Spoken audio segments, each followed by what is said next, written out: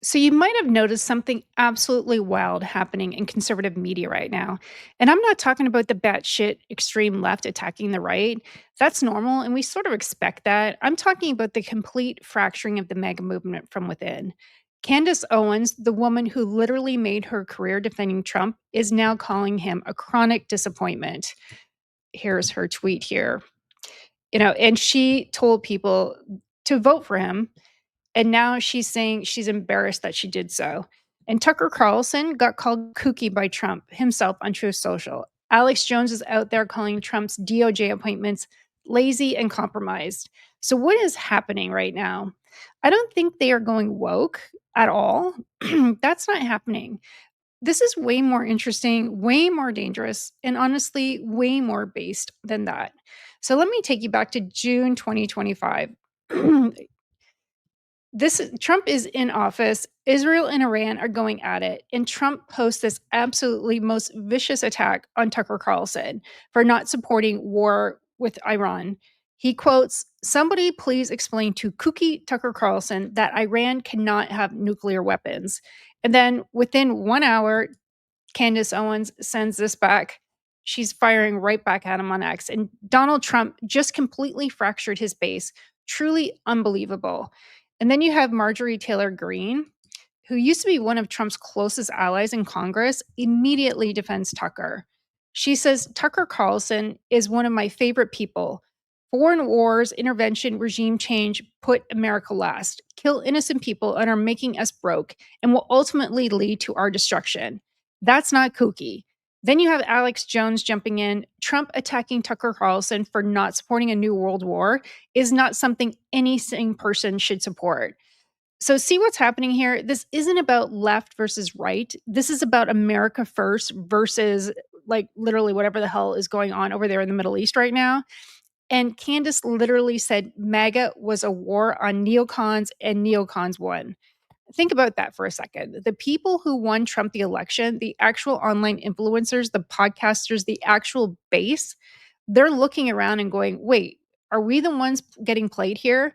And here's the thing, they're not wrong to ask. And I just showed this polling, and then here we go. This is InfoWars. Trump attacking Carlson for not supporting a world war is not something any sane person should support. And I think, to the point we have here, this is polling. If you have a look here, almost 60% of people opposed the military strikes. So he's not crazy. You know, polling, like I said, polling shows that America across political spectrums don't think the US military should be involved in the Israel and Iran conflict. So when Trump attacks Tucker for having literally the majority of opinion of what's going on, you got to wonder, like, who's really calling the shots here. And then you have Pam Bondi, this triage here. But it's not just about foreign policy. These criticisms go way deeper. Alex Jones went off on Trump's Justice Department picks in an interview with Tucker Carlson. He says, yeah, they're interviewing each other now. It's like a Civil War reunion tour. Jones called Attorney General Pam Bondi lazy. He called FBI Director Kash Patel compromised, and then Deputy FBI Director Dan Bongino a big baby. Jones even said Trump's lawyer, Todd Blanche, is a dyed-in-the-wool top Democrat, and that these are just TV heads who want to be celebrities instead of actually fighting for the country. And actually, Megyn Kelly also touched on this when she was actually talking about Pam Bondi, because I think everybody's frustrated with the Epstein files. But Megyn Kelly said that it seems like Pam Bondi is on TV all the time. It's like, when are you doing this work? And you saying that, oh, I got the files, and creates this whole hype and on Fox all the time. And then there's like, oh, nothing to see here, no files here. And, like I said, Megyn Kelly, who used to be on Fox, in saying that she's just trying to be a celebrity. Are you just trying to get your face out there? You got all our attention. You say you got the files, and then all of a sudden you don't have the files, and we just see you on TV all the time. So I think Alex Jones does have a point here. So whether you agree with Jones or not, and let's be honest, the man has been wrong before about Sandy Hook and 1,000 other things. But you got to ask yourself, if Alex Jones, of all people, is too radical for the Trump administration, what does that say about where we're headed? So the next part is like legitimately insane, and it shows you how deep this goes. Candace Owens has been claiming that Brigitte Macron, the first lady of France, was born a man. Now, I'm not here to litigate like whether that's true or not. What I'm here to tell you is what happened next. I think it doesn't matter. She really, I this whole case boggles my mind. I don't know why people are in the United States are so interested if Brigitte Macron has a penis or not. I have no idea. It seems crazy to me. But what I think is most important, which they've never denied, she was 40 years old and she was a teacher, and he was 15 years old and he was a student. And that should be the outrage. And I think it would be more of an outrage if, the genders were reversed. If that was a 40-year-old man went after a 14-year-old girl in school, that like we people would be talking about that. So I think it's irrelevant if it's man versus female, or vice versa. That to me is the true story there. But again, I could give two shits if she's got a penis or not. I don't even care. I have no idea why anybody cares. In America, that's for sure. I was over in France, and a lot of people were talking about it because that's their prime minister. So yeah, I'm not sure why they are so concerned over here. However, the point I'm trying to make here is back in February, like 2025, when Emmanuel Macron flew to DC supposedly to discuss Ukraine and Russia. But according to Candace Owens, Macron pulled Trump aside and asked him, the president of the United States, think about this. He wanted him to tell Candace Owens to shut up about his wife. Trump called Candace within hours after Macron left. Not days, not weeks, literally hours. He told her to stop talking about Brigitte Macron. Candace's response, she doubled down, made a whole documentary series about it. And when the Macron sued her for defamation in July 2025, she said, and I quote, I will stake my entire professional reputation on this, and I will see you in court.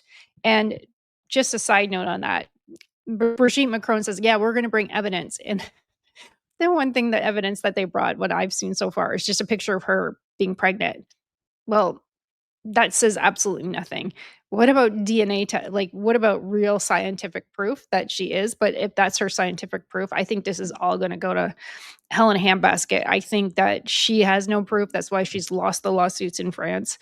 And Candace Owens has a point here. But the fact that Trump is calling Candace Owens to say shut up about this is the whole crazy thing about this.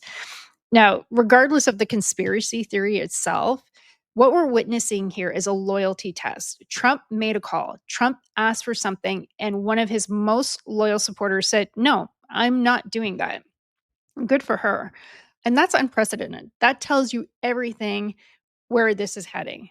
Now we're going to talk about the elephant in the room, or should I say the groiper in the room, the guy mainstream media love to call a white nationalist. And I actually like this guy. I listen to him. I think he's great. I think he's very knowledgeable. And the key thing here is that the young boys, like I said, I've got boys 18 to 22, 3, and they listen to him. And my oldest one seems to be most interested, 22-year-old.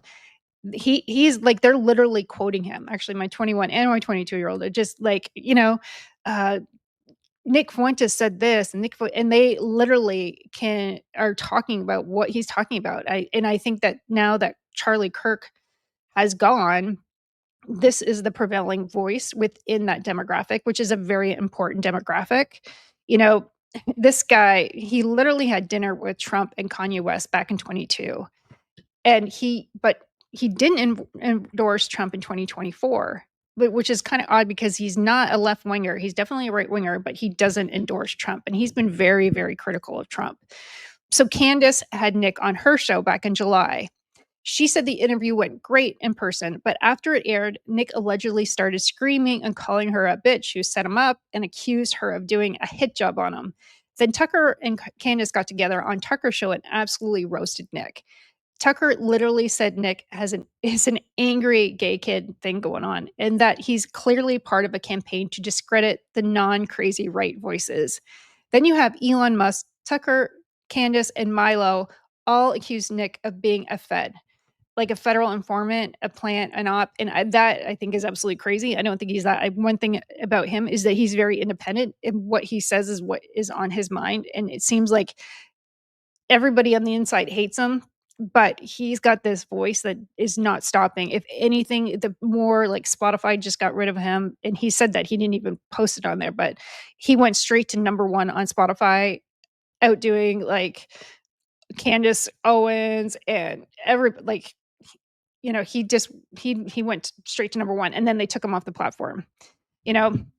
And his audience, like I said, is just growing and growing. He streamed his that stream th like, pulled in over 46,000 live viewers on Rumble, and right now, he has over 500,000 subscribers on Rumble, and they've taken him off every single platform. They can't be on YouTube, can't be on Spotify, he can't be on any of them main, like Apple, nothing. So he's been delegated to Rumble. He can't even have a PayPal account, which is absolutely crazy.